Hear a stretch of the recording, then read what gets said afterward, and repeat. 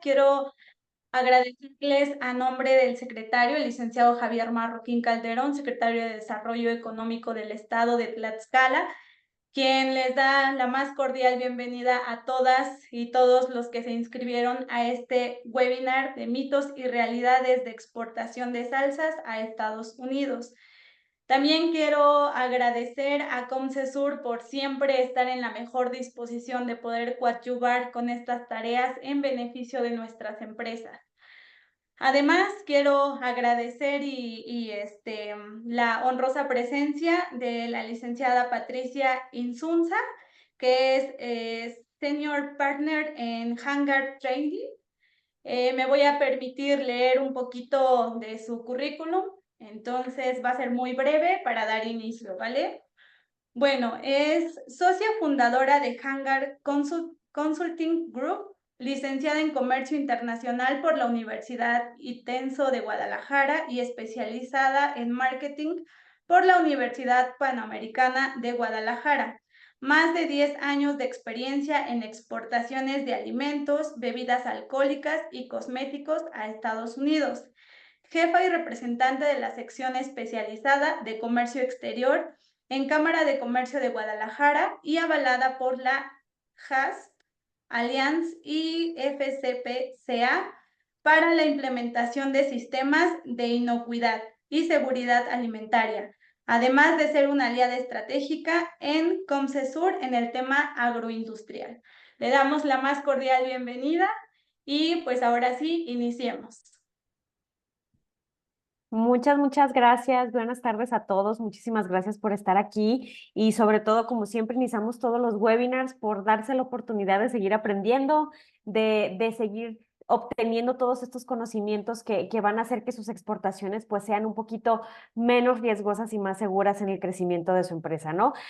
Areli, muchísimas gracias por la presentación, muchísimas gracias por la invitación. Ángel, también, como siempre, muchas gracias por la consideración. Ya saben que por aquí también veo que algunos entraron, que ya empezaron a trabajar con nosotros, entonces bienvenidos, a lo mejor por aquí ya nos empezamos a ver las caras. También le doy la bienvenida a la licenciada Miriam Aguayo, que es la que me va a estar apoyando el día de hoy también a platicarles alguno de estos temas en la parte técnica. Ella es la especializada dentro de la empresa en todos los temas que tienen que ver de calidad e inocuidad de Angar Consulting Group. Y pues bueno, después obviamente les vamos a poder pasar la presentación y la grabación para que se les quede toda esta información para que ustedes puedan ya después consultarla, ¿no? Les platico un poquito y brevemente porque hay muchísima información. Nosotros trabajamos mucho con Comce en el tema de alianzas estratégicas y de la preparación de las empresas en particularmente alimentos, bebidas y cosméticos para la exportación a Estados Unidos. ¿Esto qué quiere decir? Que estamos especializados en todo lo que tiene que ver el tema de FDA, la temida FDA, que yo sé que seguramente muchos están aquí porque principalmente tienen la duda de cómo cumplir con esta institución, ¿no? Y bueno, el nombre de nuestro webinar es Mitos y Realidades. ¿Por qué? Porque nosotros en Angar Consulting Group nos dedicamos a compartir muchísima información en webinars gratuitos y nos dimos cuenta que esta dinámica de mitos y realidades daba para mucho, ¿no? O sea, somos empresarios, somos emprendedores, estamos aquí en el mercado queriendo exportar nuestros productos y precisamente hay muchos mitos que unos no son tanto ciertos y otros sí tienen parte de realidad, ¿no? Entonces, queremos darles esta información de esta manera, cosas que ustedes ya han escuchado, cosas que ustedes a lo mejor tienen dudas y en la presentación del día de hoy las vamos a explicar y les vamos a dar qué sí es cierto y qué no es cierto, ¿no? Vamos a hablar de 5 mitos específicamente, uno se los va a compartir yo, otro se los vamos a compartir, se los va a compartir la licenciada Miriam, pero ojo, mucho ojo, quiero que estén súper activos en el chat. Por aquí está todo el equipo de Angar Consulting Group. Nosotros estamos en Guadalajara, pero nos conectamos todos en los webinars. ¿Para qué? Para no pausarnos en el tema de las preguntas y respuestas, sino que ustedes tengan la oportunidad de estar preguntando toda la sesión, cualquier pregunta y el equipo se encargará de responderles al momento, ¿ok? Entonces, por favor, No tengan pena, cualquier pregunta, no hay pregunta tonta, pónganla en el chat y alguien del equipo se encargará de resolvérselas. Por ahí, si yo veo alguna pregunta que es muy relevante para el mito del que estamos hablando, igual la decimos en voz alta. Al final también, si nos queda tiempo, podemos tener por ahí preguntas y respuestas en vivo, pero por favor los invito a que pregunten mucho ahí en el chat, ¿ok? Entonces, Miriam, si me ayudas a continuar con la presentación, por favor. Y pues bueno, empecemos por qué es una salsa.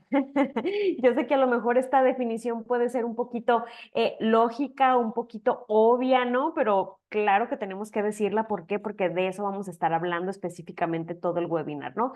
¿Qué es una salsa? Una salsa obviamente es un alimento, por lo tanto, pues ya sabemos que sí vamos a entrar dentro de la regulación de FDA para Estados Unidos en forma de mezcla líquida o semilíquida de ingredientes muy, muy, muy importante esa palabra más adelante, que se utiliza para acompañar, sazonar o realzar el sabor de otros alimentos.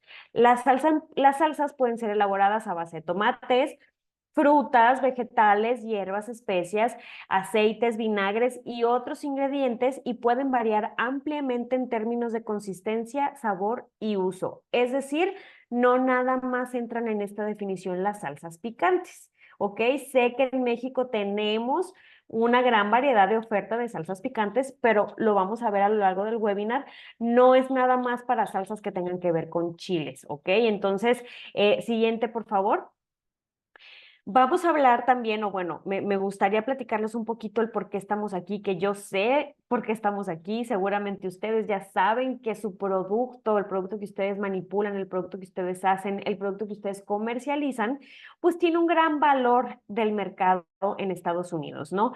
En Estados Unidos, se ha experimentado un crecimiento significativo. Por ejemplo, en 2022, este mercado de salsas picantes, solamente Estados Unidos representó el 34% del mercado mundial, ¿ok? Entonces, qué mejor que nosotros podemos decir, ok, es el país vecino, es el aliado comercial de México en primera instancia, somos el aliado comercial de Estados Unidos, entonces, ¿cómo no me voy a meter a este mercado, no? También siendo este un producto 100% del mercado mexicano para el mundo, ¿va? Entonces, se prevé también que dicho mercado va a crecer con una tasa compuesta de alrededor del 7.19% anual de aquí al 2030. Entonces, ojo, esto no va a parar. Cada vez más y más los americanos van a estar queriendo consumir este producto y obviamente, pues qué mejor que nosotros se los mandemos, ¿no?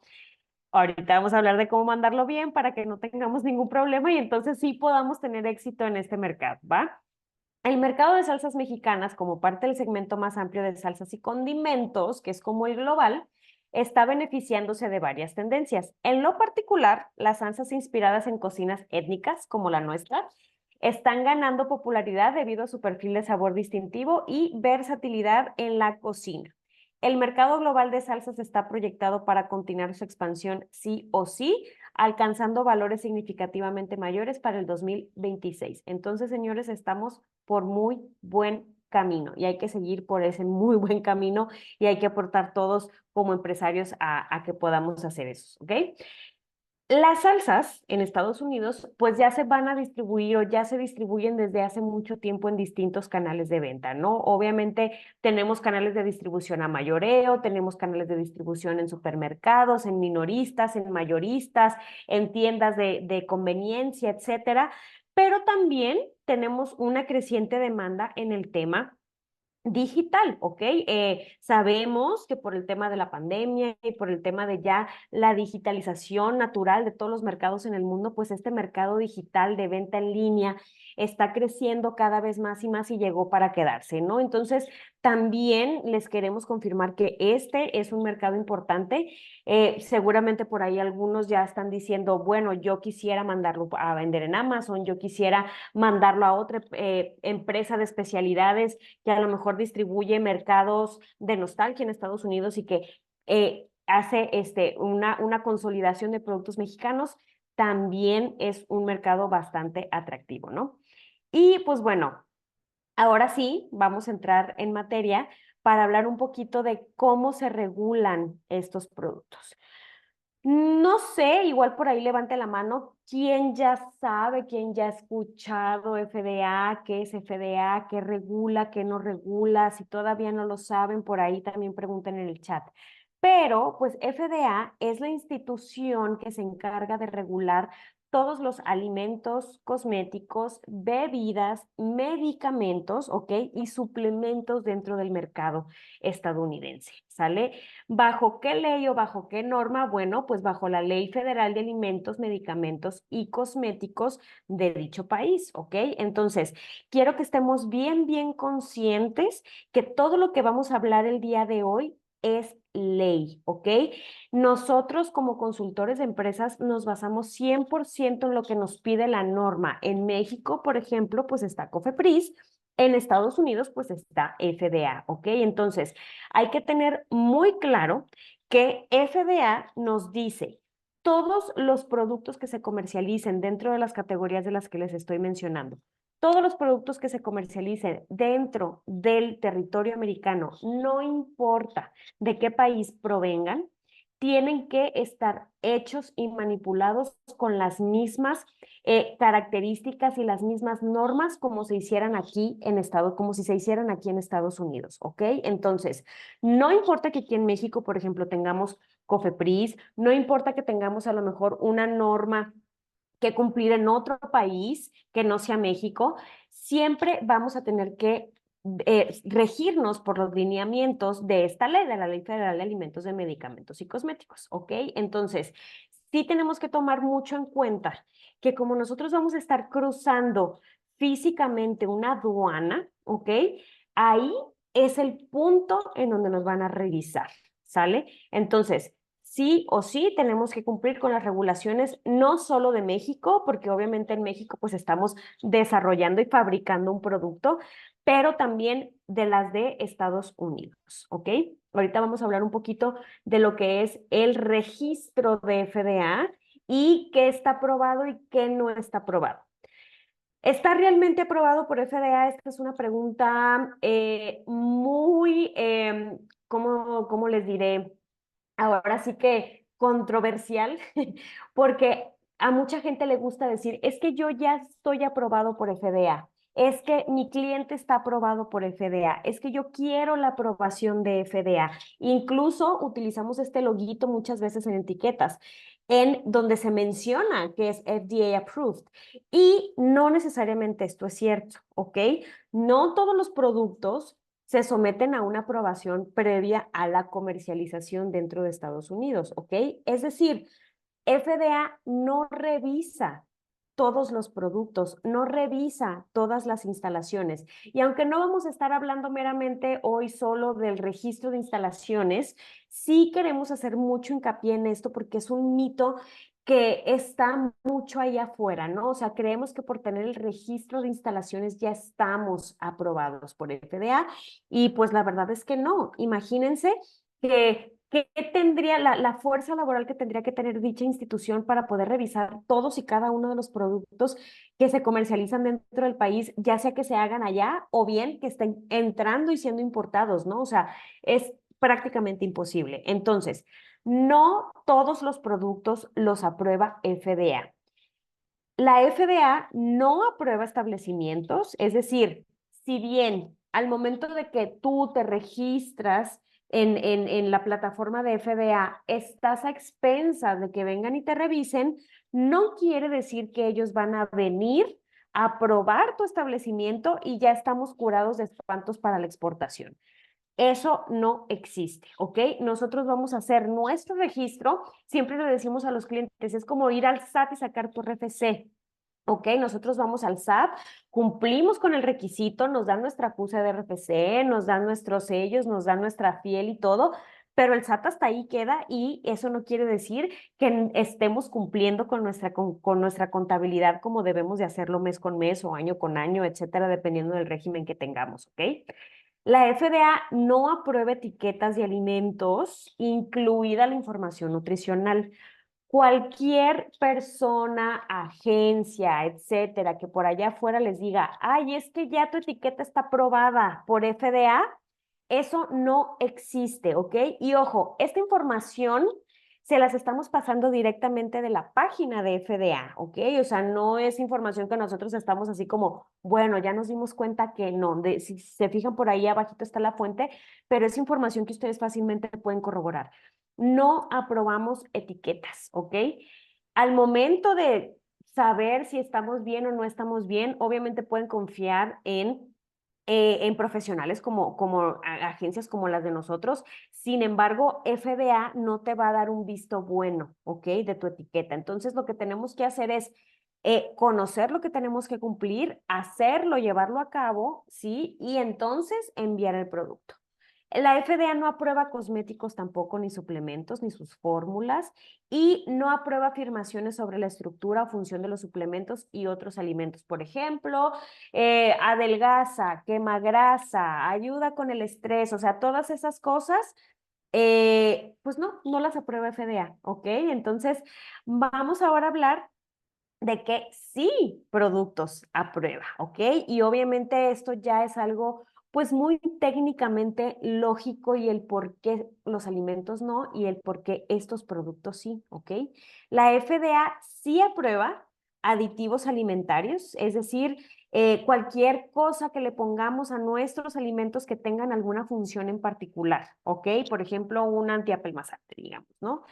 Sí aprueba aditivos de color, es decir, colorantes, porque los colorantes tienen una historial de riesgo de que causan ciertas enfermedades, de que podemos contraer pues ciertos malestares por ahí. Entonces, los aditivos de color sí los vamos a aprobar por FDA, ¿ok?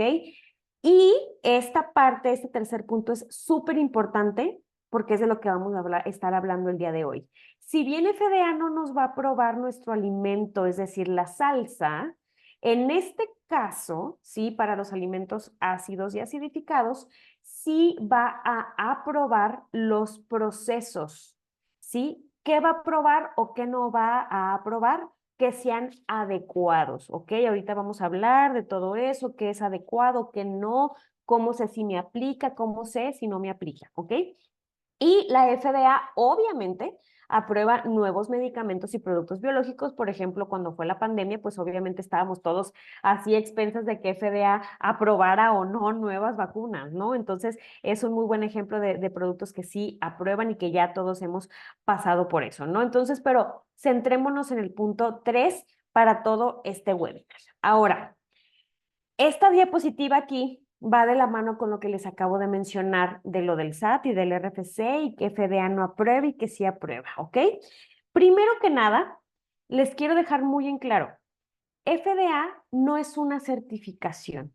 El decir, ay, yo ya estoy certificado por FDA, yo ya tengo mi permiso de FDA, eso tampoco existe, ¿ok? ¿Qué sí es? Es un registro, tal cual como les acabo de decir, ¿no? Es ir al SAT y sacar y registrarte para tu RFC. Acá es ir con FDA y registrar nuestra instalación. Ese es otro tema. Las empresas o las razones sociales no se registran, se registra la instalación en donde se manipula el alimento, ¿ok?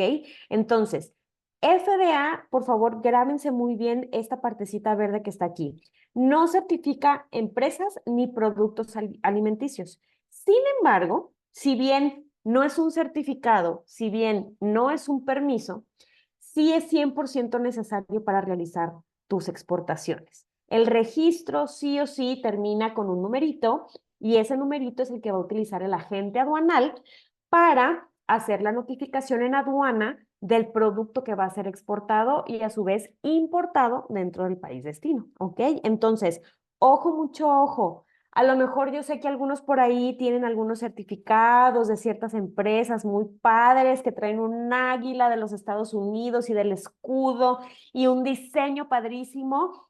Bueno, pues lamentablemente les quiero decir que eso no es más que un registro. Es lo mismo como si nos metiéramos y les diéramos su PDF que bajamos de la plataforma a que estas empresas, que son otras agencias que están realizando este tipo de prácticas, les entregan su diploma o su certificado de registro y la verdad es que muchos empresarios por desconocimiento del tema, porque por supuesto que no tienen por qué saberlo, pues piensan que ya con eso ya la libramos, ya tenemos todo, ya cumplimos con FDA. Lo que sirve es el registro y el numerito, ¿ok? ¿Y por qué FDA nos pide que registremos nuestras instalaciones? Obviamente, FDA necesita saber en dónde se realizan los productos para en caso de que exista algún incidente, ¿cuántos no hemos escuchado? Se retiraron del mercado las fresas mexicanas por salmonela, la lechuga, el melón, y lo tuvieron que retirar todo de X número de tiendas. Bueno, eso es porque FDA, así de esa forma y por medio de la trazabilidad, puede encontrar de dónde proviene esa fuente de contaminación para que no vuelva a pasar, ¿ok? Las enfermedades de transmisión por alimentos son una de las causas muy graves de enfermedades en Estados Unidos, ¿no? Entonces, por eso FDA hace tanto énfasis en las ubicaciones en donde se producen estos alimentos, ¿ok? Esto también tiene que ver con una notificación que tenemos que hacer, como dice aquí el punto 2.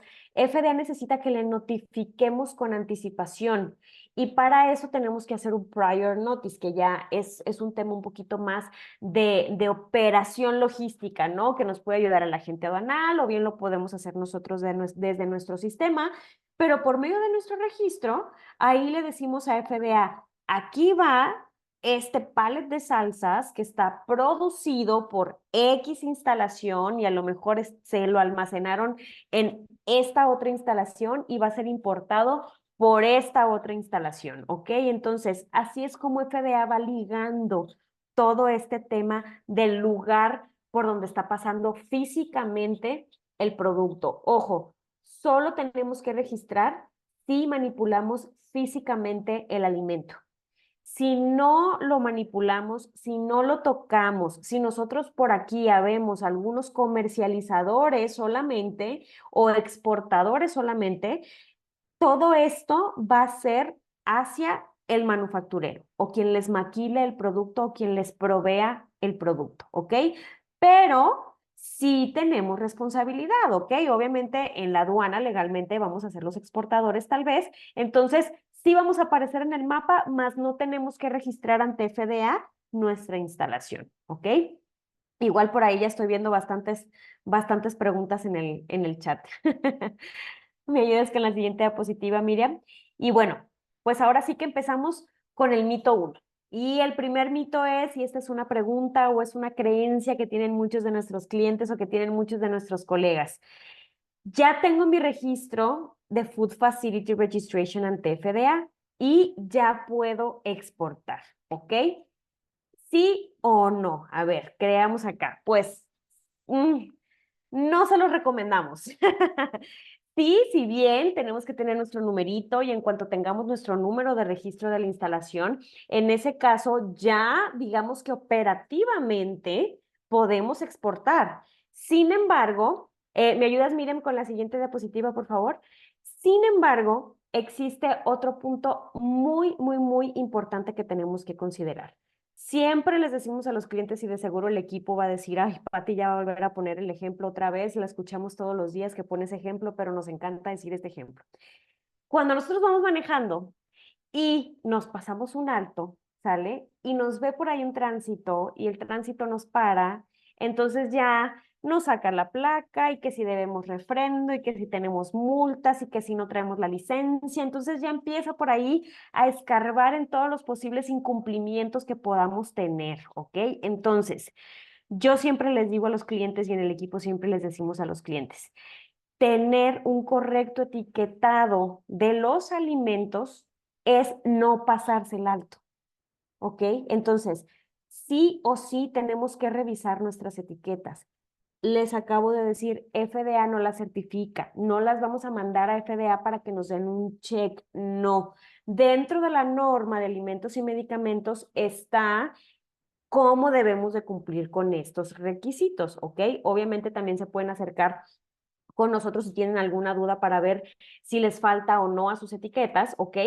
Pero sí o sí tenemos que asegurarnos. ¿Por qué? Porque la etiqueta es lo primero que FDA va a ver al momento de que tengamos a lo mejor una detención en la aduana. Ahorita vamos a hablar de las principales detenciones y por qué este requisito es tan importante, ¿ok? Entonces, tenemos nuestro registro de instalaciones y posteriormente les recomendamos que se cercioren de que el etiquetado del producto sea 100% correcto y conforme a la normativa aplicable, ¿ok? ¿Esto qué quiere decir? Si yo tengo mi etiqueta mexicana en español, no quiere decir que voy a tener una etiqueta traducida al inglés. Estamos hablando de dos normas completamente distintas. Sí, claro, tienen, por supuesto, algunos elementos que se complementan y que son iguales, pero por ejemplo, en México tenemos estos famosísimos sellos que tenemos que poner dependiendo de las cantidades que declaremos en la tabla nutrimental, y en Estados Unidos no, ¿ok? Entonces, simplemente ahí ya empezamos a tener discrepancias que hacen imposible que podamos tener una etiqueta sola cumpliendo con las dos normativas. ¿Por qué? Porque entonces tendríamos que tener normativa en español y en inglés de la parte mexicana y normativa en español y en inglés de la parte americana. Entonces, se hace un embrollo ahí bastante grande que la verdad es que nuestros empaques no nos van a permitir que cumplamos con las dos, ¿ok? Entonces, les recomendamos que las revisen y también les recomiendo que tengan una etiqueta para el mercado americano que sea distinta al mexicano, ¿ok? Vale la pena la inversión, créanme. Dentro de estas etiquetas, ¿qué es lo que revisa mucho FDA? Los ingredientes, ¿sí? Dentro de estos, los colorantes y obviamente las declaraciones de nutrientes. Sobre todo nuestra tabla nutrimental y declaraciones como alto en, ayuda a, bajo en sodio, o sea, todas esas cositas que estamos hablando como propiedades del alimento. FDA va a hacer específico énfasis. ¿Por qué? Porque recordemos que obviamente el etiquetado es lo primero que van a ver los consumidores. Entonces, todo esto de lo que estamos hablando hoy es precisamente para cuidar a los consumidores. La siguiente diapositiva que tenemos es una diapositiva súper interesante. Esta gráfica es hecha por nosotros, sin embargo, es obtenida con datos de las bases de datos de FDA, que créanme, es una institución que, wow, o sea, tiene todo al día de todo lo que cruza, de todas las detenciones, de todas las empresas que tienen warnings, de todos los productos que están siendo revisados, ¿ok? Entonces, si se fijan, los principales casos de detención en la aduana tienen que ver con dos cosas, con el etiquetado y con la formulación de los productos, que es de lo que vamos a hablar el día de hoy, ¿ok? El 24% de los casos presentaron colorantes no permitidos. ¿Se acuerdan que al principio les dijimos, FDA sí aprueba colorantes? Entonces, desde ahorita les digo, si ustedes utilizan colorantes dentro de sus salsas o de sus productos alimenticios, tienen que ser colorantes aprobados por FDA. Si ustedes le compran a un proveedor mexicano, este proveedor les tiene que pasar el certificado FDA del aditivo, ¿ok? Si no lo tiene, si no sabe de qué estamos hablando, por favor, cámbienme de proveedor y reformulen el producto. ¿Por qué? Porque FDA, cuando ve colorantes, sí agarra los productos y sí los analiza en su laboratorio, ¿ok? Entonces ellos tienen, créanme, las máquinas más sofisticadas para ver si son colorantes o no permitidos. Y vean, el 24% de las detenciones de todos esos productos va para atrás, ¿ok? Entonces, el 22% de los casos presentaron colorantes no declarados, que es distinto a no permitidos, ¿ok? No declarados quiere decir, sí traigo un colorante, sí está permitido, porque FDA ya vio qué colorante es, mas no lo puse en mi etiqueta, ¿ok? Y a lo mejor en ese caso, sí nos dejan retiquetar y no tenemos que arriesgarnos a que nos destruyan o nos regresen en el producto, ¿ok? Pero, pues obviamente, aunque habrá formas de solucionar el problema, pues no queremos perder ni tiempo ni dinero solucionando esto, ¿ok? Entonces hay que estar preparados antes de llegar ahí. El 18% no cumplen con el idioma inglés, ¿ok? O sea, en muchos casos, por ejemplo, si tuviéramos los sellos y llevaran nuestra etiqueta, los sellos tendrían que venir en español y en inglés. Entonces, imagínense, ¿no? O sea, si de por sí ya se ven bastante poco estéticos dentro de nuestros empaques, imagínense ahora agregarle los mismos sellos, el mismo tamaño y dobletear el tamaño. pero en idioma inglés, ¿no? Entonces, el 18% no cumple con el idioma inglés, el 8% presentaron errores en el etiquetado diversos, varios contenidos netos, declaración nutrimental, etcétera, perdón, y el 5% en etiquetado nutrimental, ¿ok? Entonces, mucho ojo con el etiquetado. Aquí les digo, sí tenemos el registro, que bien, operativamente en teoría podemos exportar, no se los recomendamos sin antes haber realizado la revisión y corroboración de que sus etiquetas cumplen con la normativa FDA, ¿ok? Siguiente diapositiva, miren, por favor. Y aquí me gustaría hablarles y ahora sí hacer un parteaguas en los siguientes tres mitos que nos va a platicar Miriam y que ya vienen un tema muy técnico, pero ¿por qué vamos a hablar tanto de esto, no? Los ingredientes y aditivos que mencionamos anteriormente y que vamos a mencionar ahora son componentes esenciales de la industria alimentaria moderna y su regulación es crucial para garantizar la seguridad y la calidad de los productos alimenticios. ¿Qué son? Pues obviamente un ingrediente es una sustancia básica que compone un alimento, por ejemplo, harina, azúcar, una fruta, verdura, cualquier tema que nosotros le pongamos a nuestro alimento que sea sustancia básica, ¿ok? Y un aditivo, ¿sí? Son sustancias que se añade a los alimentos intencionalmente para cumplir con una función específica. Por ejemplo, para conservar y tener más vida de anaquel, para tener el color óptimo, a lo mejor para, no sé, ahora sí que mejorar un sabor, mejorar una textura, realzar, esa era la palabra que estaba buscando, pero la estaba pensando en inglés, realzar un sabor o realzar una textura para que el producto sea más atractivo, ¿ok? Sí los podemos usar, ojo, sí los podemos usar. Sin embargo, no necesariamente nos van a pasar de alto, ¿ok? Son una de las cosas más reguladas. Entonces, es por eso que vamos a hacer mucho hincapié en eso el día de hoy.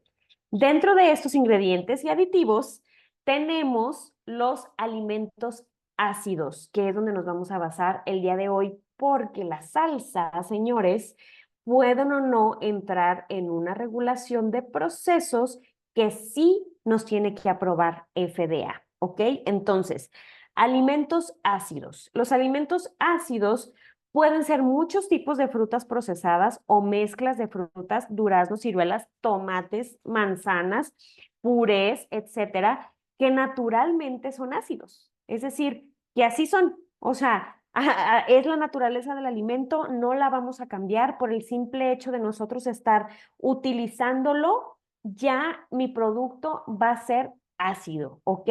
El pH en este caso es inferior al 4.6, ¿sí? Entonces, si ustedes no le han medido el pH a sus productos que contienen este tipo de productos, de ingredientes, perdón, por ahí vamos a empezar y ahorita les vamos a explicar cómo, ¿ok? El pH es una medida de la acidez y la alcalinidad de una sustancia que va de 0 a 14 puntos, ¿sí? Los valores abajo de 7 se consideran ácidos y superiores a 7 se consideran alcalinos. Si ustedes tienen duda de cómo a lo mejor poder medir el pH, pregunten por ahí en el chat y específicamente porque hay varias formas de que se pueda de una forma segura y contundente medir el pH, ¿no? Y por otro lado, tenemos los alimentos acidificados, ¿ok?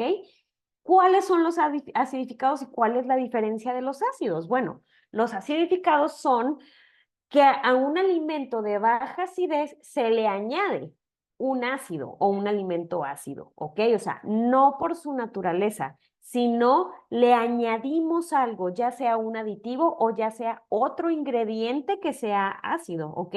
Y estos tienen una actividad de agua superior al punto 85, perdón, y un pH de equilibrio final de 4.6 o menos, ¿ok? Aquí si se fijan, ya entramos con otro concepto que se llama actividad de agua, que también se lo vamos a tener que medir al alimento para saber si bien a lo mejor no somos un producto ácido, pues vamos a ser un producto acidificado, ¿ok?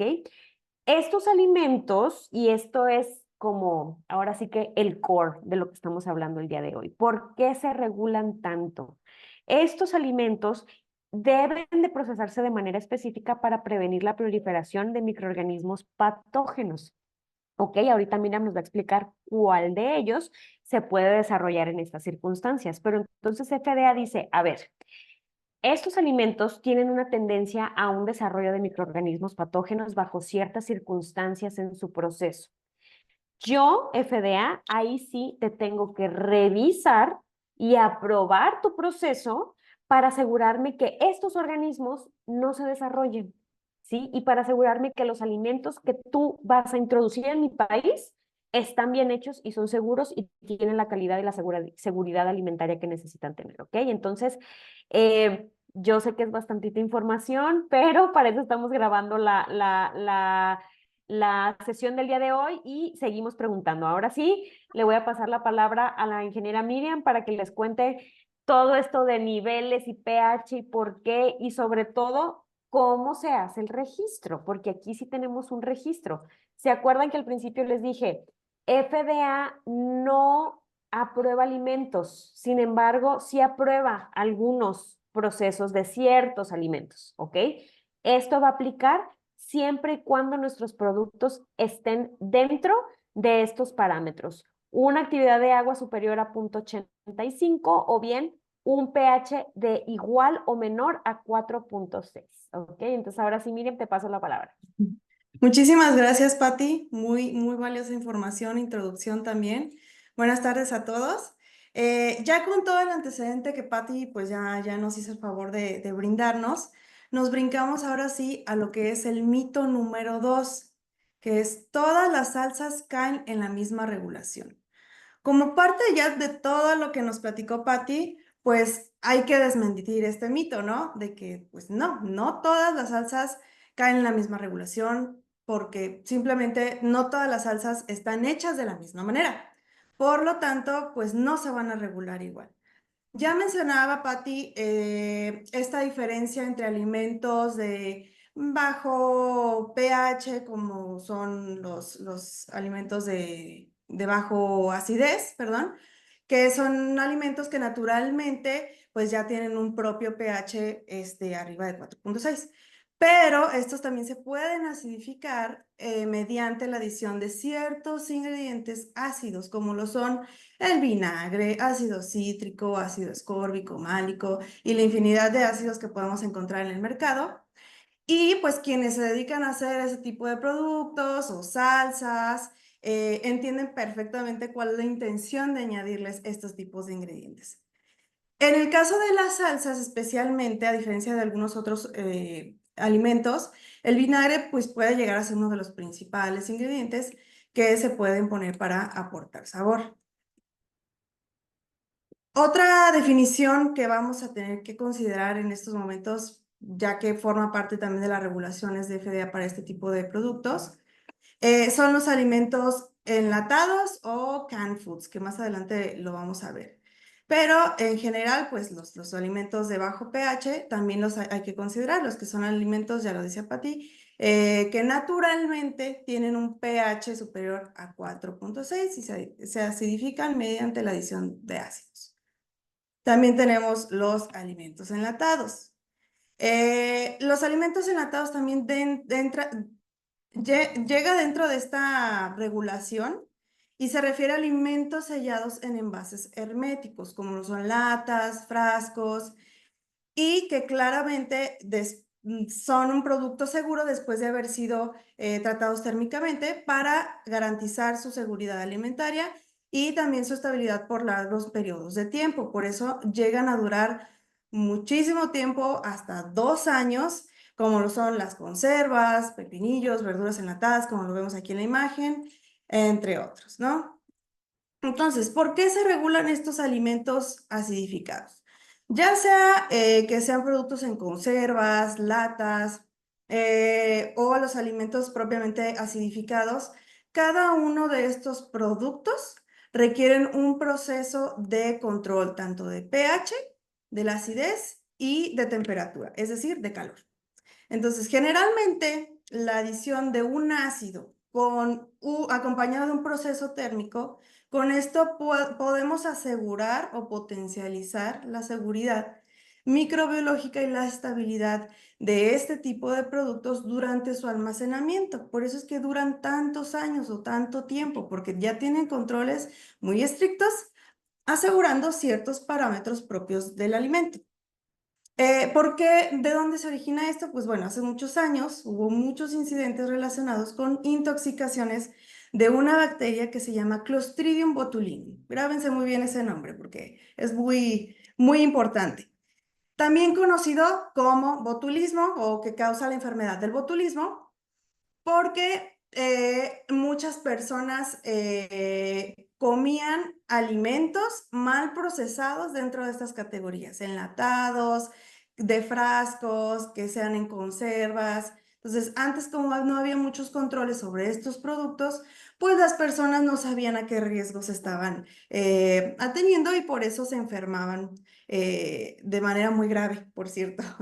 Entonces, la FDA se preocupó bastante y desde ese entonces implementó un conjunto de regulaciones para el monitoreo de este tipo de productos, sobre todo para controlar los brotes que ya estaban y evitar futuros problemas de salud pública debido a justamente esa bacteria de Clostridium botulinum y su desarrollo.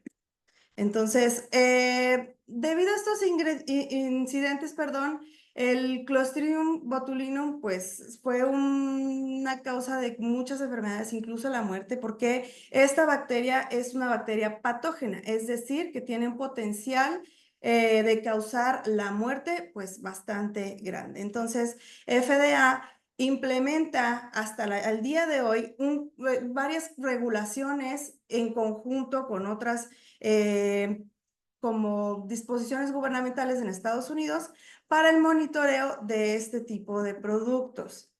Entendamos también que Clostridium botulinum, como ya les mencionaba, es una bacteria patógena.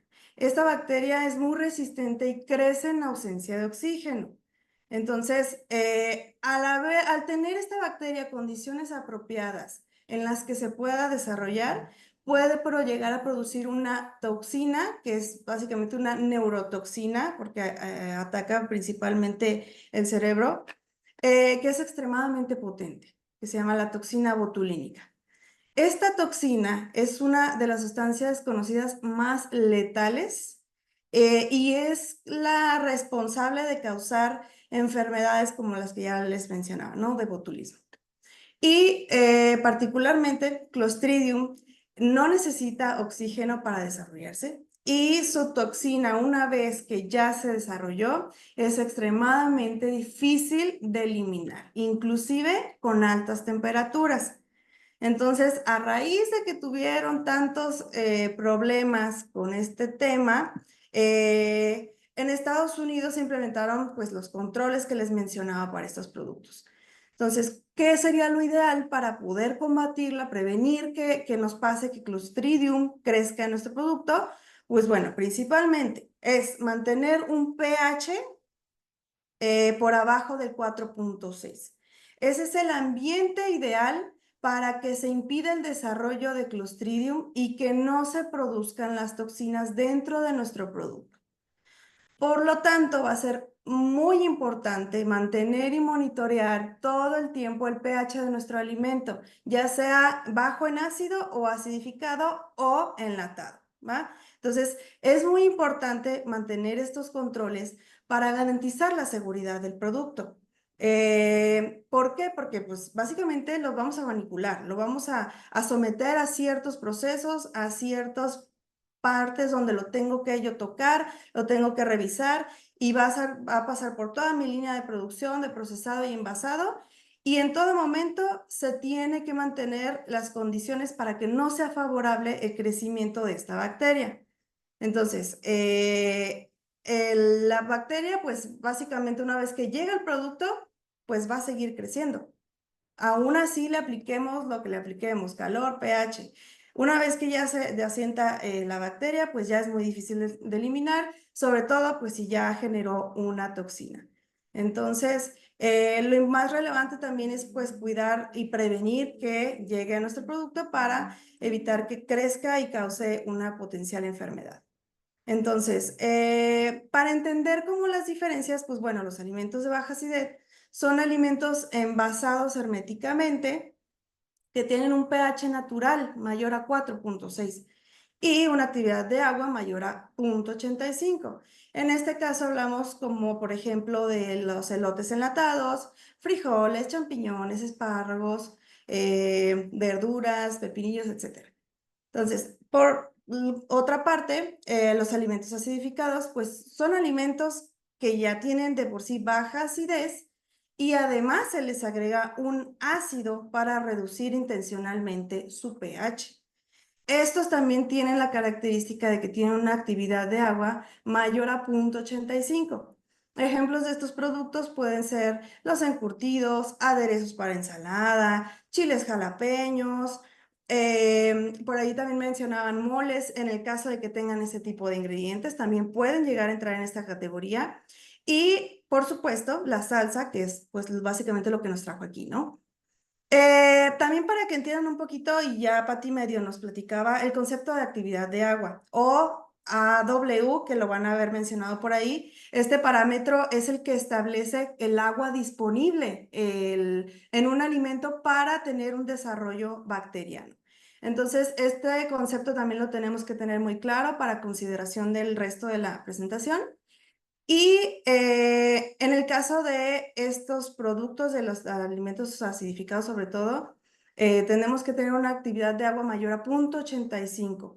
Si nuestro índice de agua disponible, nuestra AW, es menor a 0.85, quiere decir que el desarrollo de bacterias como lo es Clostridium botulinum puede disminuir. Entonces, se puede llegar a considerar como un producto seguro. ¿Va? Entonces, ay, perdón, ya le cambié. Los alimentos ácidos que tienen un pH natural de 4.6 no se clasifican como alimentos acidificados, que en el caso, por ejemplo, de las piñas o los tomates, porque básicamente ya son por sí mismos productos muy, muy ácidos. Esos tienen como una excepción en donde no se van a incluir porque por su naturaleza ya vienen muy ácidos, entonces no van a aplicar para esta regulación, ¿sale? También las bebidas carbonatadas, las mermeladas, perdón, las jaleas, conservas, los alimentos que se almacenen, distribuyan y vendan bajo refrigeración o congelación también. Entonces, pasamos ahora a definir el proceso de acidificación. ¿Qué es el proceso de acidificación? Básicamente son diferentes como partes o etapas de proceso en el cual se componen de agregar un ácido o elementos ácidos para reducir el pH del producto. Como parte de estos procesos también se encuentran el proceso térmico, que ya les había mencionado antes. La mayoría de estos productos acidificados se procesan térmicamente justamente con la intención de destruir microorganismos patógenos, potencialmente peligrosos, como ya mencionábamos a Clostridium, ¿no? Y los parámetros específicos del proceso térmico que vayamos a hacer van a depender muchísimo del tipo de producto y de su envase, ¿va? Entonces, adicionalmente a este procesamiento, puede considerarse contener conservadores. Esto para una mayor preservación del producto y también, pues también considerar controles adicionales como el control del pH, la actividad del agua disponible, etc. Asimismo, el control de pH debe de controlarse muy cuidadosamente durante todo nuestro proceso de elaboración para así garantizar que se mantengan los niveles adecuados que buscamos. Y finalmente, el envasado. El envasado también es bastante relevante porque es el proceso a través del cual el producto se va a envasar en un recipiente hermético sellado que no permita el paso de agentes externos y así evitar la contaminación del mismo. Entonces, en todos estos pasos consiste el proceso tal cual de acidificación de un producto, ¿va? Entonces, hablando ya específicamente entre la diferencia entre alimentos acidificados y de baja acidez, para que puedan diferenciarlos más fácilmente, Pues entre los dos hay distintos procedimientos, ¿no? Las salsas se calientan o pasan por procesos térmicos, no necesariamente con la intención de, pues, de un proceso de control microbiológico. Y esto es bastante relevante, ¿no? Muchas veces los productores de salsa, los que producen este tipo de productos ácidos, no necesariamente lo usan con la intención de cuidar la microbiología, sino que pues forma parte de su proceso normal, ¿no? Un tema de sabor, de cocción de los tomates, de los chiles. Entonces, ellos lo consideran más un tema organoléptico, nada más para que sepa bien, que se vea bien, que los chiles estén tostaditos. Por lo tanto, pues no se busca, pues a lo mejor priorizar el tema del Clostridium, ¿no? Y tampoco a veces, pues le ponemos mucha atención en ciertos tiempos de temperatura y pues a lo mejor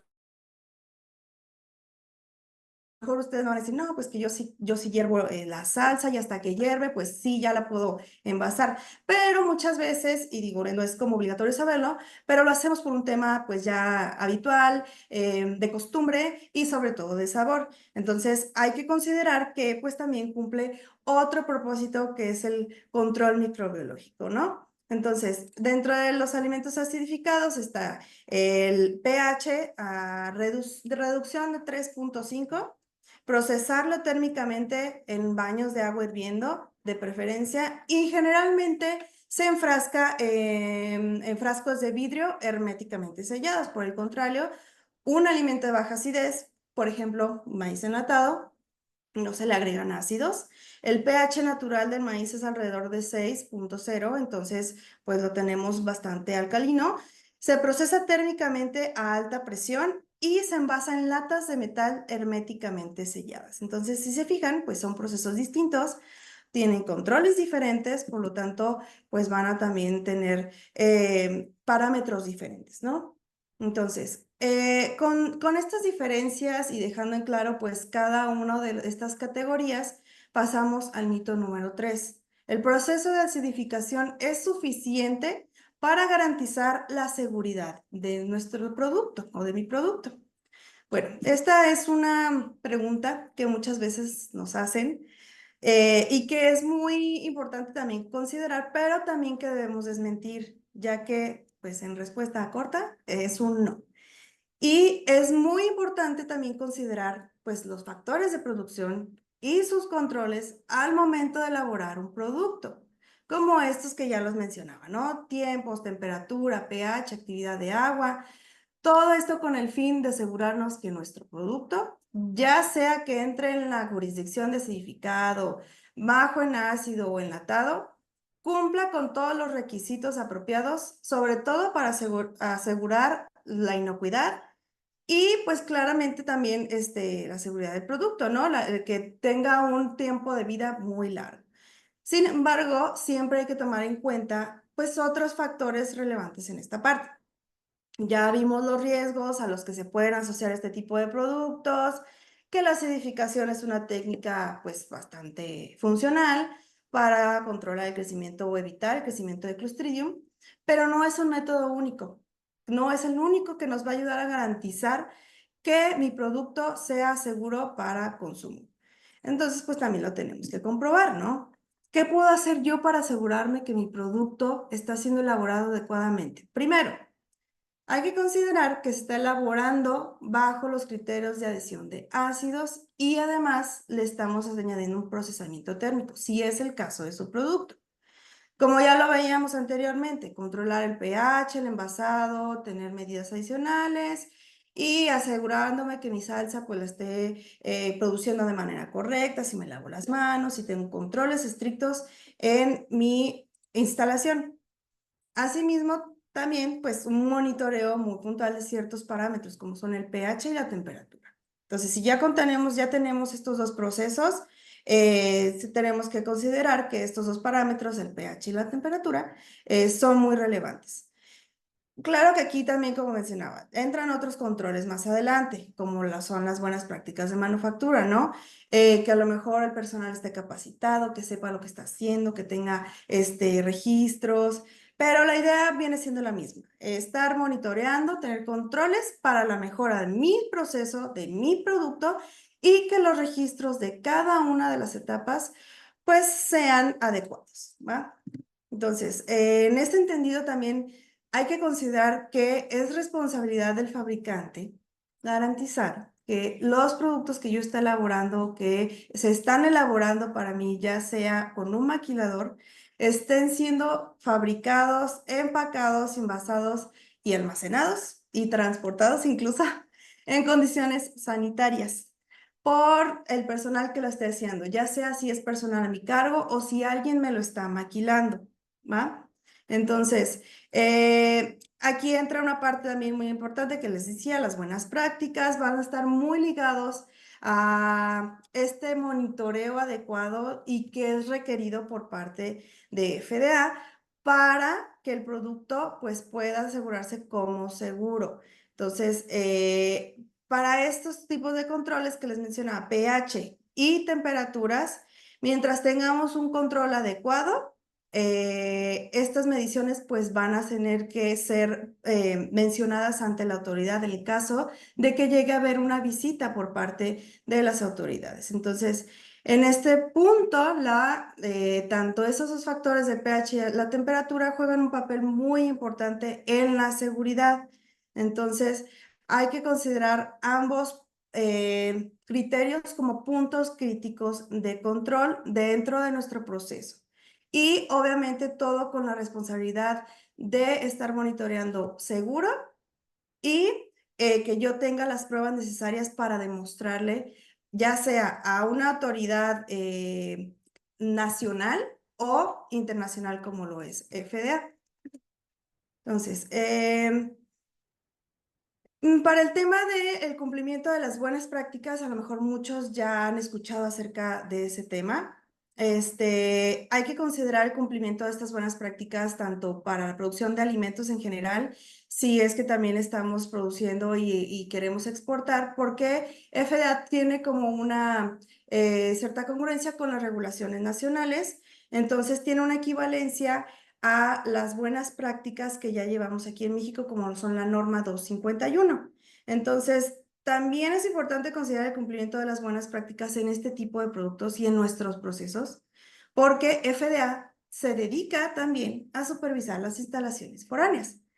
Ya, pues que sí, ya que te registraste ante la FDA como primer paso, que es uno de los requisitos que nos platicaba Patti, FDA puede inspeccionarte. Y de hecho, si entras dentro de alguna de estas categorías de acidified food o low acid food o enlatados, puede venir a FDA a hacerte un double check. Es decir, puede llegar a hacer inspección de tu instalación y adicionalmente de tus procesos. Entonces, FDA pues ha ido modificando sus regulaciones, tanto en temas de etiquetado, de ingredientes y sobre todo de las buenas prácticas de manufactura, que FDA también implementó buenas prácticas de manufactura específicamente para procesos de acidificación. Entonces, van de la mano mucho con lo que ya les mencionaba, ¿no? Las buenas prácticas que tenemos aquí en México, ya un poquito sabemos que regula la limpieza, las instalaciones, cómo están distribuidos nuestra planta, los equipos, utensilios, control de plagas, etcétera. Todo lo que deben de cumplir los establecimientos, pero pues estas buenas prácticas para los fabricantes de productos acidificados pues son adicionales, son controles de proceso, capacitación del personal adicional, la supervisión de estos procesos y productos y además el mantenimiento de registros por escrito para presentar ante la autoridad. Entonces, adicionalmente a todo este como método de monitoreo continuo, es muy importante verificar que el proceso de acidificación se desarrolle de acuerdo a los parámetros que vamos a tener que establecer a nuestro producto, siendo estos adecuados para eliminar cualquier riesgo que ya mencionábamos, ¿no? El crecimiento de las bacterias patógenas, específicamente Clostridium botulinum. Entonces, obviamente también tenemos que estar en todo el tiempo revisando y supervisando el pH, temperaturas, porque también eso va a influir muchísimo en que crezca, esté o no esté presente. Entonces, ¿a través de qué podemos analizarlo? De un análisis de riesgos. Este análisis de riesgos es una herramienta muy funcional y muy importante en las empresas de alimentos para poder identificar, evaluar y controlar ciertos peligros que pueden estar asociados a nuestro producto a lo largo de todo mi proceso de producción y que puedan, claro, afectar la seguridad de mi producto. Entonces, FDA como parte de sus requisitos, tanto de registro como de buenas prácticas, establece que también tenemos que tener un análisis de riesgos para el proceso que yo estoy haciendo con la acidificación de mi producto. Entonces, tenemos que identificar cuáles son los puntos críticos que pueden afectar la integridad de mi producto, establecer las medidas para eliminar o reducir los riesgos que puedan estar presentes y también, pues, qué medidas preventivas adecuadas debo de tener para evitar que esto o que mi producto o mi proceso, pues, se me llegue a salir de las manos, ¿no? Entonces, con estos parámetros, pues, también estamos sujetos a ser verificados por parte de la autoridad, mostrar evidencia de que estoy llevando a cabo de manera correcta todos estos pasos adecuadamente. Entonces, ¿cómo lo podemos llevar? A través de registros. Sabemos y conocemos, a lo mejor los que ya estamos familiarizados con este tema, que como parte de un sistema de gestión o como parte de la implementación de las buenas prácticas, a lo mejor de México, en la norma 251, nos piden obligatoriamente evidenciar ciertos procesos y tener bitácoras físicas para que yo pueda mostrar que lo estoy haciendo de manera adecuada o como yo estoy estableciendo.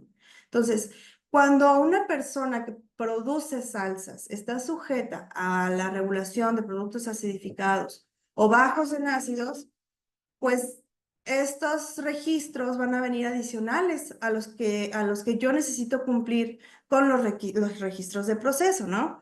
Claro que siempre tienen que estar muy precisos, detallados, para que demostremos a la autoridad que mi producto está siendo elaborado de manera estandarizada, de manera correcta, de manera segura, bajo los criterios que estamos estableciendo para que el producto sea seguro. Esto es muy importante también que lo consideren, sobre todo para una trazabilidad del producto, porque al final del día, esto es uno de los requisitos que solicita FDA como parte de la seguridad del producto, ¿no? Entonces, hay que considerar que todos los datos que vamos a contemplar en los registros coincidan exactamente con lo que estoy haciendo. Si hay algo una discrepancia que no coincida y viene FDA y me dice, a ver, ¿por qué tienes aquí un dato y no es cierto que lo estás haciendo? Pues nos va a echar para atrás y se va a dar cuenta que no lo estamos haciendo de manera correcta.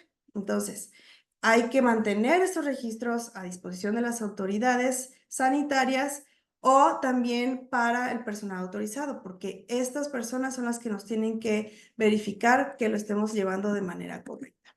Entonces, procedemos ahora al mito 4. Nos va a llevar a el proceso de acidificación.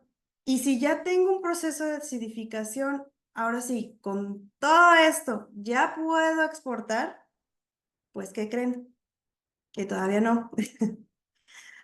Hay un paso fundamental adicional, que es parte de evidenciar los procesos de la instalación donde estoy fabricando el producto.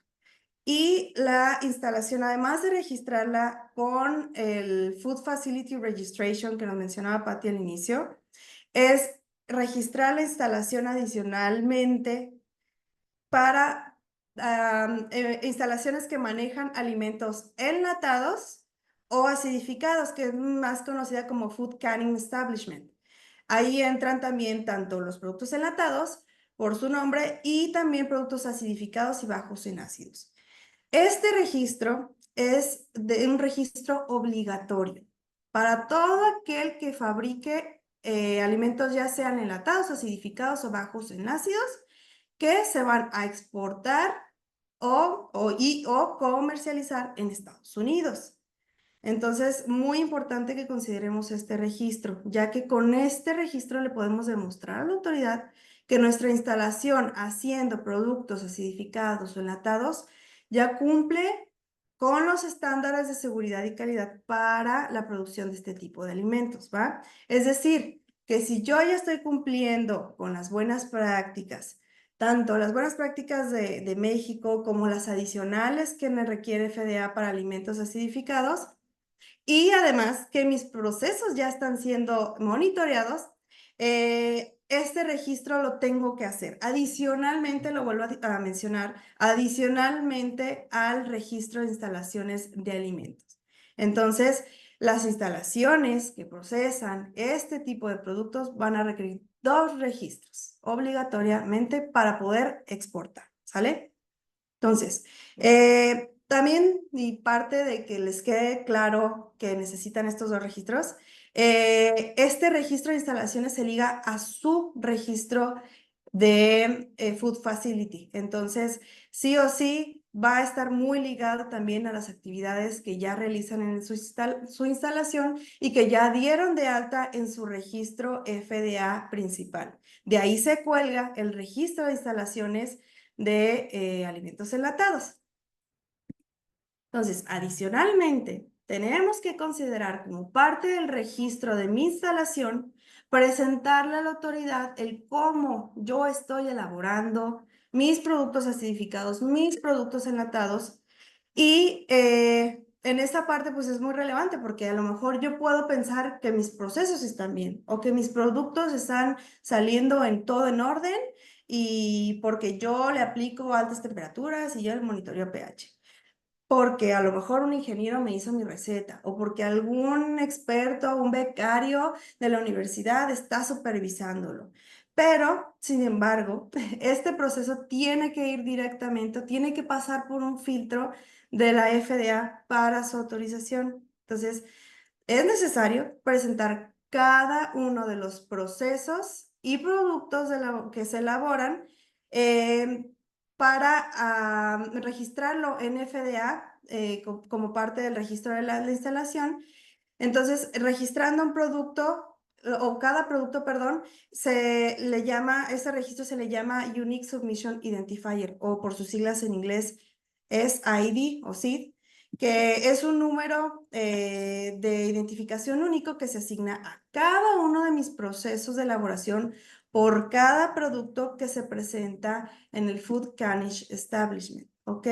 Entonces, este sí en general pues va a tener cómo hago mi producto, qué parámetros de pH le estoy midiendo, temperatura, análisis microbiológicos, cómo estoy haciendo mis operaciones, mi producción, quién lo está verificando, es decir, pues no cualquiera puede revisar el proceso ni mi instalación, que más adelante lo vamos a ver. Entonces, bajo estos 3 criterios en general, haciendo el registro tanto de nuestras instalaciones como instalación de acidificados, como la presentación de mis productos, pues vamos a estar básicamente cumpliendo. ¿Qué pasaría si no cumplo con este registro de la instalación? Pues claro, la FDA nos puede negar la entrada de nuestros productos a su país. Entonces, no vamos a poder ingresar, nos van a detener.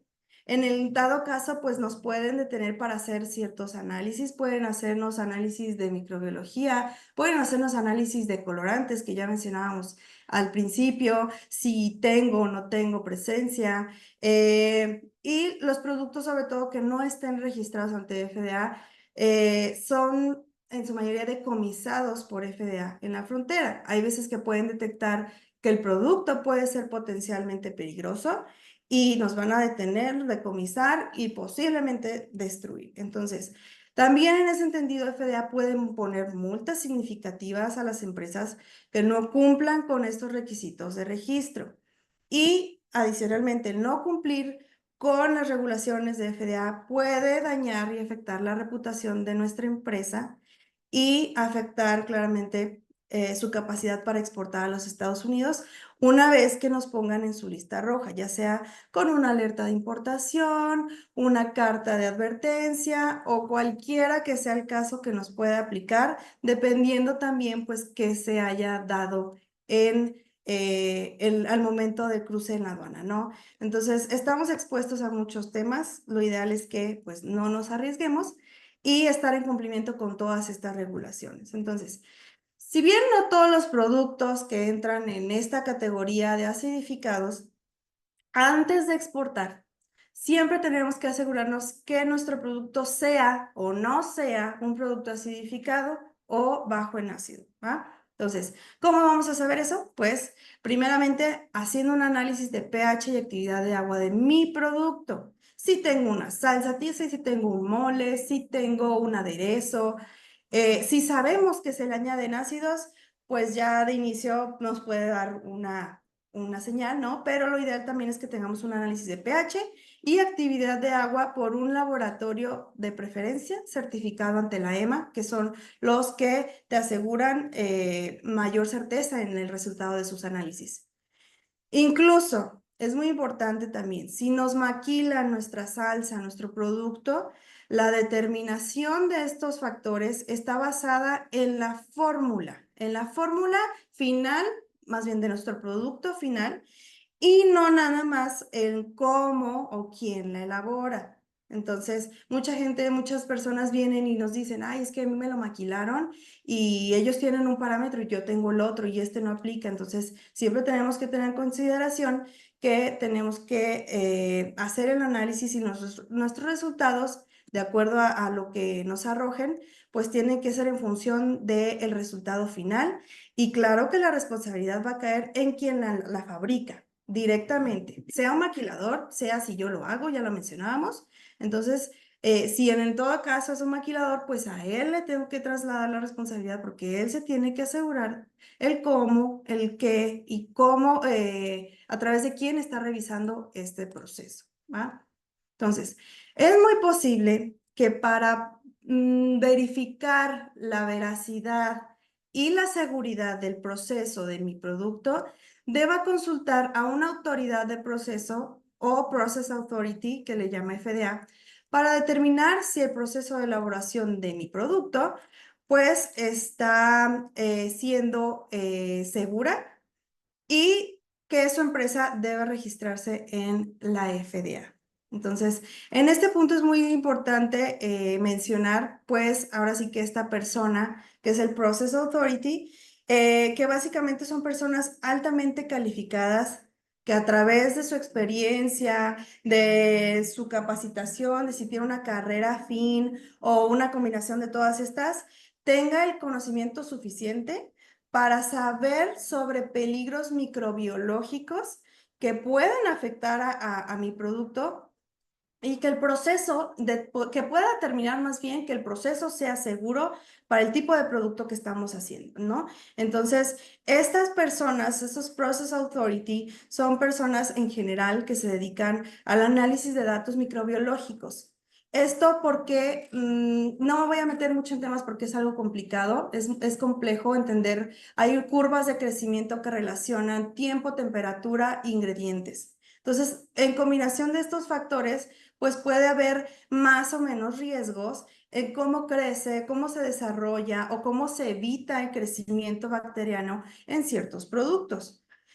Estas personas son en general como los responsables sanitarios, ¿no? De una empresa y obviamente también tenemos que tener a alguien que esté supervisando el proceso. Entonces, por lo general, muchas veces a lo que nosotros llamamos responsables sanitarios en planta, carecen de esta capacitación y experiencia, porque luego también nada más o tienen conocimientos a través de que lo movieron de puesto dentro de la producción o no tiene una carrera que esté afín a las determinaciones de cómo un proceso puede ser efectivo. Entonces, si es así, debe obtener sus conocimientos e información de este tipo de habilidades también de una entidad académica o privada por parte de terceros. Pero en la parte de Process Authority sí o sí, pues involucra personal altamente calificado. Entonces quiere decir que normalmente están certificados por universidades muy reconocidas, usualmente son maestros o tienen un máster en microbiología porque son capaces de detectar en nuestro producto el crecimiento de esas bacterias, ¿no? Entonces, estos Process Authorities siempre son muy relevantes. Ellos nos van a decir si nuestro proceso está siendo adecuado o no, para que FDA nos pueda validar que el proceso ya se revisó por alguien profesional con toda la experiencia y el conocimiento de estos temas. Entonces, este Process Authority en general nos va a decir por escrito y nos va a decir, este proceso es adecuado para la producción de alimentos acidificados. Y con esta carta del Process Authority, pues podemos dar pie a registrar los productos y los procesos en la base de datos, en el registro de FDA. Entonces, con esta información que espero que haya sido valiosa, que la hayan entendido, por ahí nos pueden preguntar en el chat sin ningún problema si algo no les quedó claro, para poder pasar al mito número 5 que Patty nos va a apoyar a desarrollar. Muchas gracias, Miriam, muchas gracias por toda esta información, que si bien es técnica, ya verán que luego, viéndola aplicada en sus procesos, muchas veces ya hacen muchas de estas cosas. Sin embargo, algo muy importante que mencionó Miriam son los registros y la validación de este Process Authority, que va a hacer que FDA tenga la seguridad de que su producto es seguro, ¿ok? Entonces, con este mito terminamos. Este mito es un mito cortito, pero al último me gustaría hacer un pequeño resumen del requisito como tal, cuál es el primer paso y cuál es el último paso, ¿no? El mito 5 dice, solo las grandes empresas necesitan cumplir con los requisitos para alimentos acidificados. Suena muy complicado, suena como que alguien o una empresa o un fabricante, un manufacturero debe de ser una empresa grande para poder tener todos estos controles. Sin embargo, esto no es cierto. Si me ayudas, Miriam, con la siguiente diapositiva, nos habla precisamente de que todas las empresas estamos obligados a cumplir con este requisito siempre y cuando nuestros productos y nuestras fórmulas se encuentren dentro de los parámetros de pH y de actividad de agua que ya mencionó Miriam, ¿ok? La normativa nos dice todos deben de cumplir y pues de hecho todos grandes o chicos debemos implementar las medidas y las buenas prácticas de manufactura que bien hemos mencionado durante todo el webinar. En México es la NOM 251, ya debemos de cumplir, no estamos 100% homologados, sin embargo, por ahí nos falta un cachito como un 20-30% para cumplir con la normativa de FDA, ¿ok? Entonces, no importa, ojo, no importa que nosotros hagamos nuestras salsas picantes, preparaciones ácidas, productos acidificados, enlatados, etcétera, de una manera artesanal. ¿Sí? El que un producto sea artesanal no quiere decir que deba de ser inseguro o no quiere decir que no deba de tener un proceso o que no se puede implementar un procedimiento seguro, ¿ok? En todas las instalaciones, por más pequeña y por más artesanal que sea o por más grande, se pueden y se deben implementar todas estas medidas, ¿ok? Entonces, no importa si yo ahorita quiero mandar una caja o quiero mandar un camión a Estados Unidos, tengo que cerciorarme de si, primero que nada, aplico para esta regulación y bien, si sí, obviamente pues cumplirla, ¿ok? Entonces, siguiente diapositiva. No solo es obligatorio, ojo, no solo es obligatorio, también es muy beneficioso comercialmente hablando, ¿sí? No es lo mismo que nosotros tengamos un prospecto en Estados Unidos y que te digan, ya, mándame el producto. Y que nosotros, primero que nada, no sepamos y segundo, obviamente, no cumplamos, pues le vayamos a quedar mal, ¿no? Entonces, en este caso, ya es un tema comercial que estamos dejando ir y hablamos del tamaño del mercado al principio del webinar, ¿no? Sumamente importante que estemos preparados en esta obligación. Por aquí les tenemos algunos tips que queremos mencionarles, ¿sí? Para que ahora sí que nos pongamos alerta y cuáles serían los primeros pasos. Vayan y saquen y obtengan sus análisis de pH y actividad de agua. La verdad es que no son análisis caros, incluso el pH se puede obtener dentro del proceso con algunas herramientas de laboratorio que se pueden comprar y que no son nada caras, ¿ok? Y El laboratorio cerciórense que esté habilitado y certificado por la EMA. ¿Ok? ¿Por qué? Porque esto quiere decir que cumple con la normativa para hacer este tipo de resultados de laboratorio y pruebas de laboratorio que van a estar avaladas por FDA. ¿Ok? Sí o sí, ese es el primer paso. Saquen sus análisis de pH y su actividad de agua. ¿Ok? Les recomendamos también mantener procesos documentados sobre la preparación de los productos, así como mantenerlos para cada lote, ¿ok? Ojo, esto, por ahí preguntaron, ¿tengo que hacer los análisis cada lote? Bueno, si dentro de sus buenas prácticas de manufactura y su análisis de riesgo está que a cada lote le van a hacer este tipo de análisis, adelante. Pero FDA no te dice que debe de ser por lote, ¿ok? Incluso el registro, ahorita vamos a ver que es por una única ocasión, siempre y cuando no cambiemos ni nuestra fórmula, no cambiemos el proceso o incluso pues no nos cambiemos de instalación, ¿verdad? Entonces, y también contar con el conocimiento adecuado. Incluso los productores más pequeños y de manera artesanal pueden capacitarse, pueden implementarse, pueden implementar en sus procesos estas buenas prácticas y estas medidas de control, ¿ok? Puede ser incluso que no necesite hacer ni siquiera una inversión carísima, tampoco quiere decir que tienen que cambiar toda su producción y hacer todo en máquinas y tener todo perfecto de acero inoxidable. No se trata de eso, ¿ok? Si tienen más dudas, por favor, si ya tienen algún proceso que a lo mejor no están 100% seguros, pero ya saben que lo hacen de la forma correcta, nos pueden preguntar, ¿ok? Y me gustaría terminar con la siguiente diapositiva, que es como un diagramita, ¿o no? Que resume qué es lo que tenemos que hacer. A ver, productores, productores de salsas o cualquier otro producto ya mencionado, ácido, acidificado, enlatado, ¿ok? Hablando de que las salsas son preparaciones alimenticias y no nada más salsas picantes. Primero, vayan y obtengan sus análisis de pH y sus análisis de actividad de agua. Si están dentro de los parámetros de menor a 4 y mayor a 0.85 en actividad de agua, en este caso, sí o sí, como hablamos al principio, independientemente de eso, es obtener el Food Facility Registration, ¿ok? ¿Quiénes sí necesitan este Food Facility Registration? Y repito, manufactureros, envasadores, etiquetadores, fabricantes y almacenadores del producto en físico, ¿ok? Si nosotros no manipulamos el producto en físico, no es necesario que registremos la instalación, ¿ok? Vamos a tener otras responsabilidades como exportadores y como comercializadores dentro de la cadena de suministro, pero el registro es para instalaciones que manipulan, ¿ok? Y como bien lo mencionó Miriam, si sí estamos dentro de los parámetros de actividad de agua y de pH, entonces, colgado de nuestro registro de FDA general de instalaciones que necesitamos todos los procesadores y manipuladores de los alimentos para exportar, obtenemos el registro de Acidified primero de la instalación y después por proceso. ¿Qué va a pasar aquí? Obviamente FDA nos va a pedir todos los récords. Obviamente FDA nos va a pedir los procesos, temperaturas, envase, tiempos con los cuales desarrollamos el producto y también nos va a pedir que esté validado, como lo dijo Miriam, por medio de un Process Authority, ¿ok? Que se corrobore que lo es, ¿ok? Y entonces ya tenemos aquí, por así decirlo, 3 tipos de registros que sí o sí nos van a pedir en la aduana, ¿ok?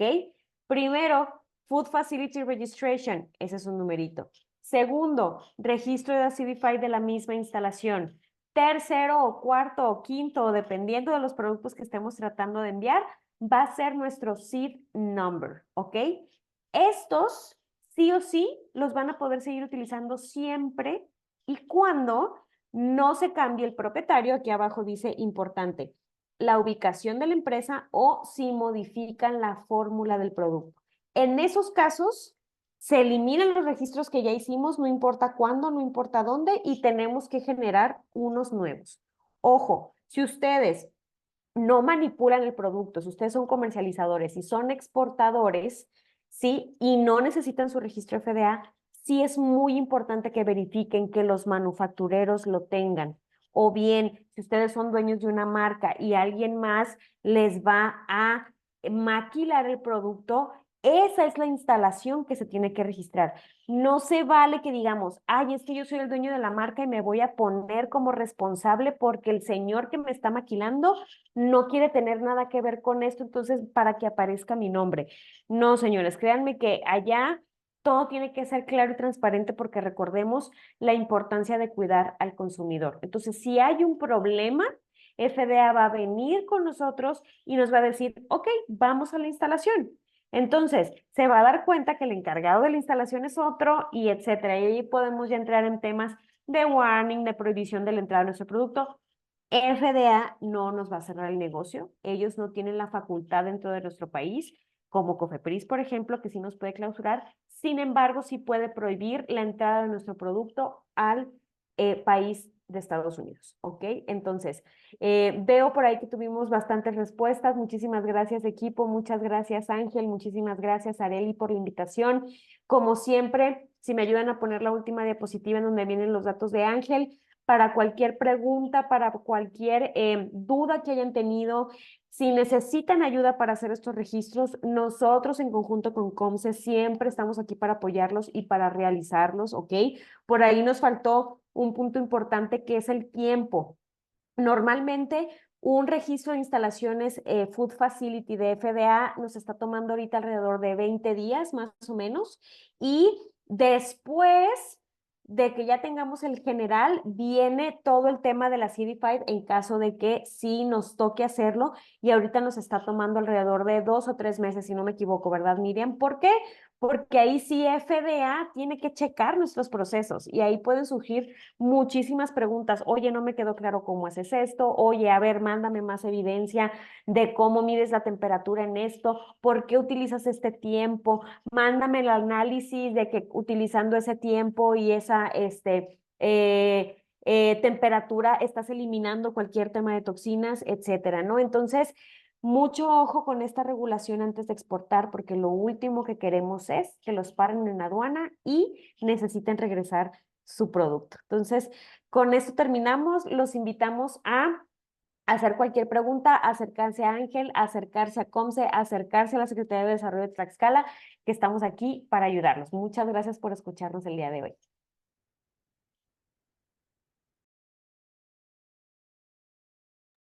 Muchísimas gracias, Patti. Gracias por la información. Sin duda, siempre es importante tener en consideración esos aspectos, sobre todo esta parte, ¿no? Cuidar al consumidor final y tener la prevención, pues de tener sobrecostos por situaciones que podemos prevenir, ¿no? Entonces, realmente esta parte se vuelve importante en este proceso de exportación de alimentos.